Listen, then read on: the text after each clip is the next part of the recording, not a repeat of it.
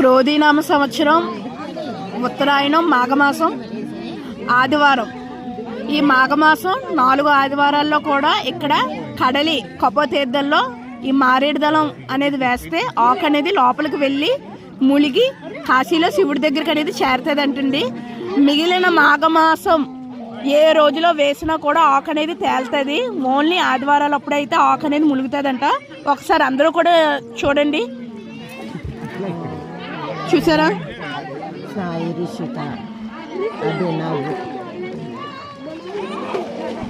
చూసారండి, మామూలుగా ఆకు అయితే అలా తేలుతుంది,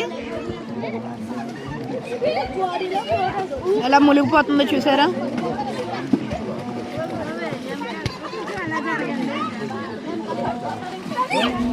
హర హర మహాదేవ శంభో శంకర.